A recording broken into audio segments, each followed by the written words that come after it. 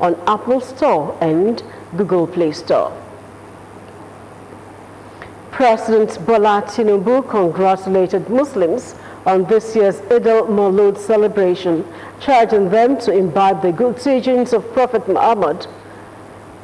Special advisor to the President on Information and Strategy, Bayo Ononuga, revealed this in a statement.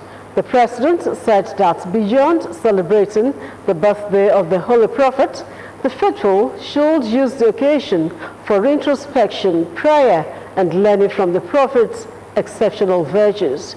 Tinubu urged religious leaders to use the period to pray for the country and to admonish their followers to translate the lessons from Prophet Muhammad's life into their commitment to the country. President Bola Tinubu has flagged off the 56.5-kilometer dualization of the Ibadan-Ijebu Road in both Oyo and Ogun states. Speaking during the flag-off ceremony held at Dianyure in Ibadan, President Tinubu promised to complete the project, which is expected to be completed within the next 30 months. Governor's Office correspondent Yusuf Ganiyu reports.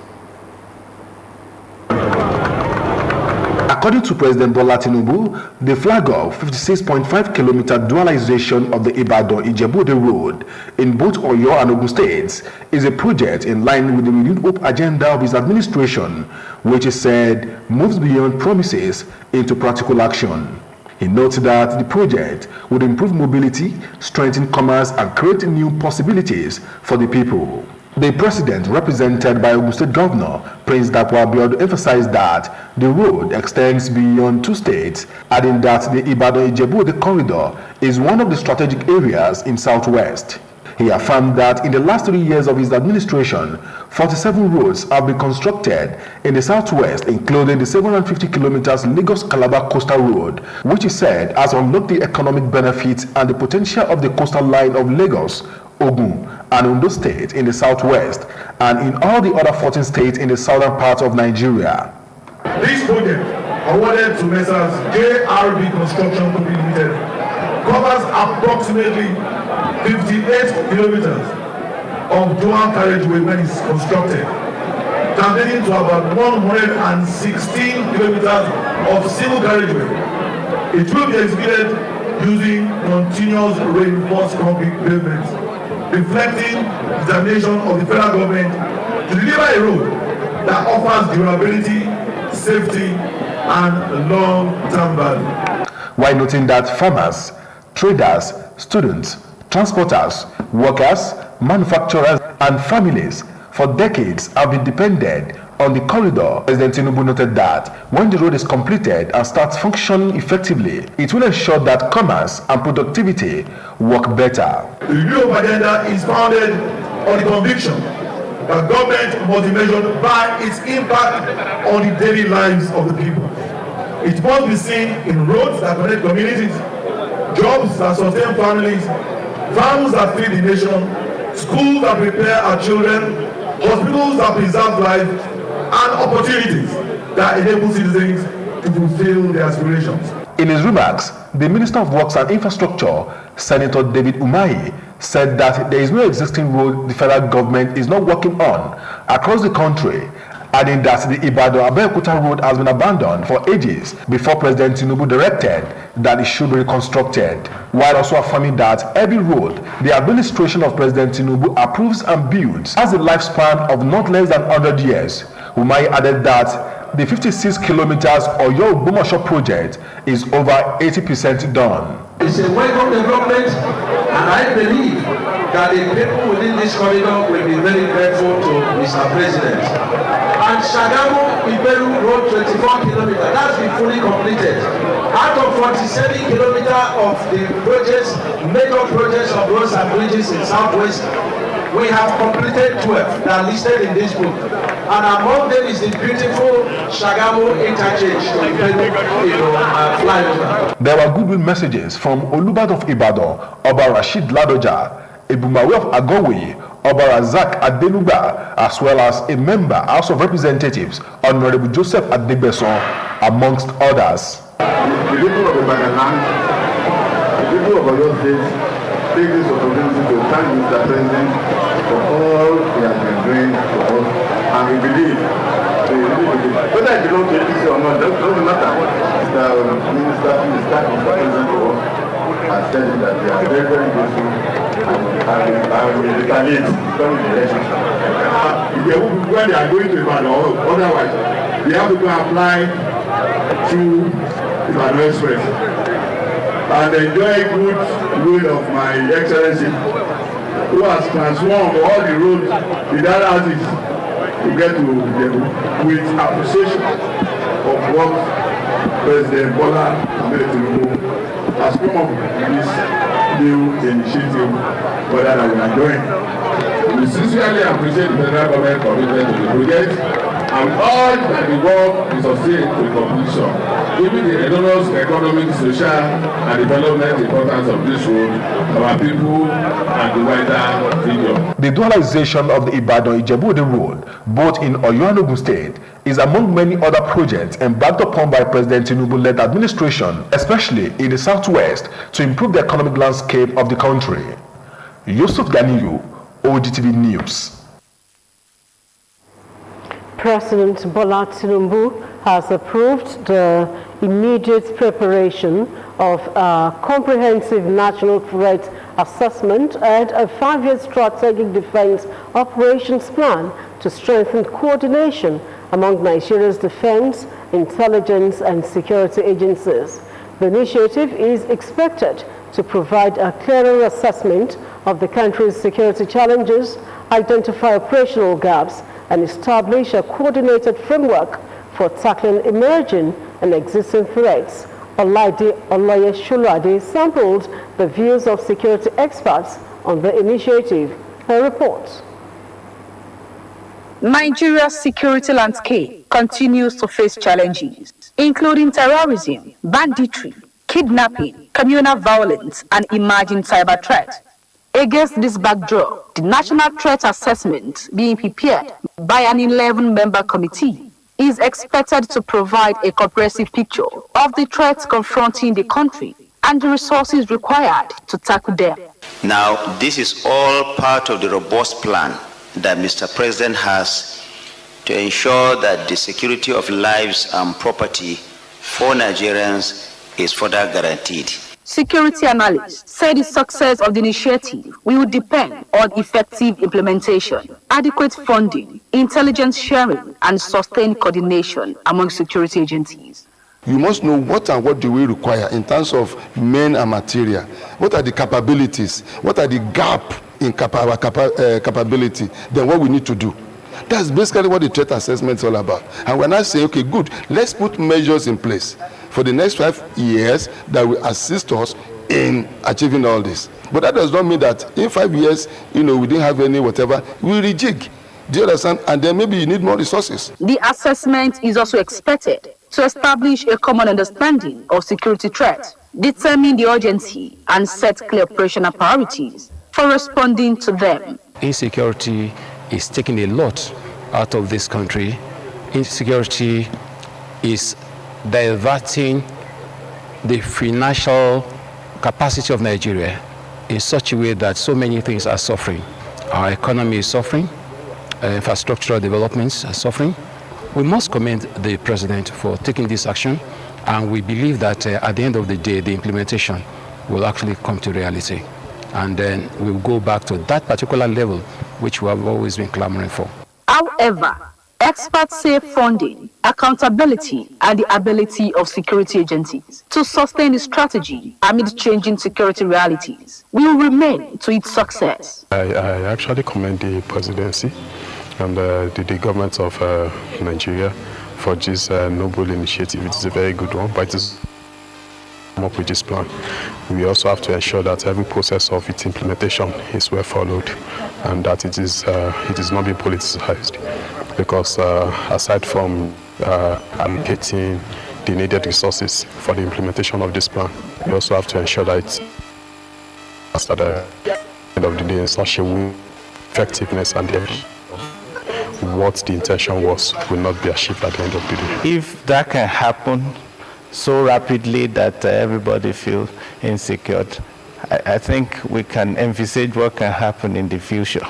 So it's better to plan, it's better to relate with the indigenous establishments, with the kings, with the royal fathers, religious organizations. It's good to go into the nooks and the corners and gather information and strengthen the plan towards curbing such in the future. With the committee expected to submit the National Threat Assessment and Strategic Defense Operations Plan within 90 days, attention will shift from policy formulation to implementation. For many Nigerians, the real test will be whether the strategies translate into stronger intelligence gathering, faster response to threat, and improved safety and security across the country. Olaide Oloye Soluade, OGTV News. Ogun State House of Assembly has reinvited one Mr. Ayo Bada over his failure to honor the initial invitation extended to him by the Assembly to respond to an allegation contained in a petition concerning his planned installation as the Olumagbo of Imagbo Ishara Remo in Remo North local government area of the state. The chairman, House Committee on Local Government and Chieftaincy Affairs, Honorable Jamili Akinbadi, represented by Honorable Oluseun Adesoya, issued the invitation while considering a petition titled Urgent Appeal to Prevent Breach of Peace over the unlawful appointment and imposition of Mr. Ayo Bada as Olumagbo Fimagbo Ishara Remo. The House Committee Chairman, while directing him to appear on the 1st September 2026 at 10 in the morning, warned that failure to honor the invitation, the Assembly will not hesitate to invoke the relevant sections of the nation's constitution to issue a warrant of arrest to compel him to attend the meeting. According to the committee, the petition was brought by the Bales and representatives of the 33 villages constituting Imagbo community through the solicitors, Onofadeji and Onofadeji, who alleged that Bada's appointment was made without proper consultation with the community and questioned his eligibility to occupy the stool. The House Committee also directed the Chairman and Secretary of the Remo North Local Government Council, the representatives of Akaribo of Remo Land, as well as the Odemo of Ishara, to attend the meeting on the set date.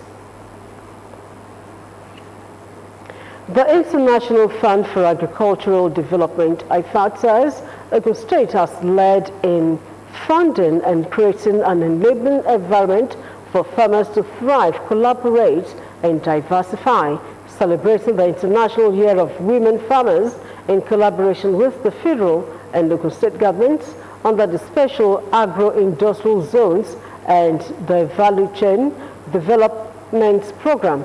IFAD country coordinator Aja Saidatu Salaudin also commended the place of pride given to women farmers by the Ogun State government. Flora Adesongo reports. The 2026 International Year of Women Farmers was elaborately celebrated with huge encouragement to women farmers in Ogun State. Country Coordinator, International Fund for Agricultural Development, IFAD, Ajia Saidatu Salaudin, says Ogun State has taken the lead in agricultural development with the desired political will. Whenever the government of Ogun State government is called upon to provide support, it is always readily available to provide whatever support it is required in regards to supplies, farming input supplies, training, and also ensuring that they are being monitored. In a sustained effort to continually recognize and empower women farmers in the state, the International Fund for Agricultural Development, IFAD, in collaboration with federal and state governments under the Special Agro-Industrial Processing Zones, SAPZ program, and the Value Chain Development Program, VCDP, dedicated the year 2026 to celebrating women farmers across various agricultural value chains. Nowadays, being recognized nationwide as women that are supposed to be and that are being given the opportunity, it is something that we really appreciate with the government and with our fathers VCDP. Farming is not for the weak. Agriculture is not for the weak. Sometimes you try, you fall, you try, you fall. You have to just always get up and keep trying. I think that is what I have done. Give grant to them once in a while for revolutionary package for them, so that it can ease them. Because when they take loan here and they take loan there, everything that thing will be burden on their head. The initiative indeed encourages women farmers who receive special awards and gifts. We are encouraging the young ladies to come into it by providing them training. If you want to go into production, if you want to go into marketing, all the aspects that the value chain that we have in agriculture. I'm assuring you that we have started today, then definitely it will continue every year. The State Commissioner for Agriculture and Food Security, Nobubolu Owotomo, was represented at the event by the Permanent Secretary, Ministry of Agriculture and Food Security, Mrs. Lydia Fajumbo, who emphasizes the import of women in agricultural development and food security. We shall continue to work with SAPZ to ensure that women farmers in Ogun State have better access to opportunities across the agricultural value chain. Rabu Waliu Owode, the Chairman, House Committee on Agriculture, says more interesting packages are in the pipeline for farmers in Ogun State. Adefowora Adesonwo, OGTV News. The remains of veteran Nollywood actor Taiwo Hassan, popularly known as Ogogo, have been laid to rest in his country home, Ilaro, in Yewa South local government area of Ogun State, amid tears and tributes. People from all walks of life, including his colleagues in the film industry, family members, friends and sympathizers, thronged the Ashade Aguloye Pavilion to pay their final respect to the late actor. Bumi Adigun was at the burial and completes the story.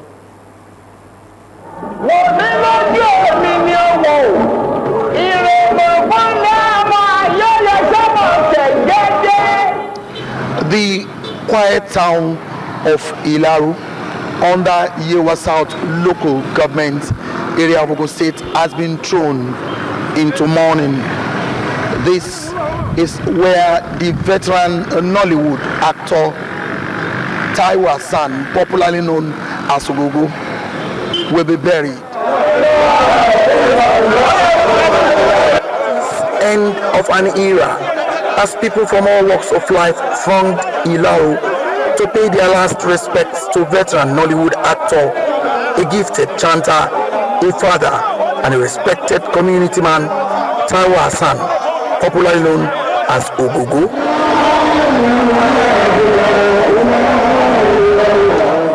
It was a long procession from the central mosque in Ilaro, where his remains were received, through the streets of Ilaro to the Ashade Aguloye Pavilion, where scores of mourners gathered to bid the famous actor farewell. It was a sea of heads as people from far and near gathered, some to mourn, others to pay their respects, and many simply to witness the final moments of a man whose name is synonymous with the Nigerian film industry. Different Islamic clerics were on hand to offer prayers and tributes.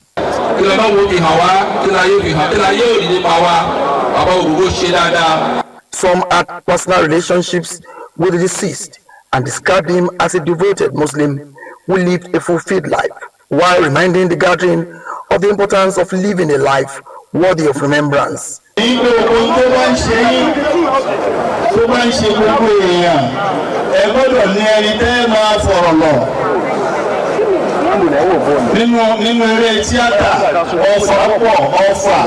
Representatives of the Lagos and Ogun State governments also joined the gathering. They eulogized Taiwo Hassan for his contributions to the creative industry and for being a worthy ambassador of both states, Ogun, where he hailed from, and Lagos, where he spent many years of his life and career. Taiwan was more than an actor. He was a custodian of culture, a gifted storyteller, and a proud ambassador of Igbo heritage.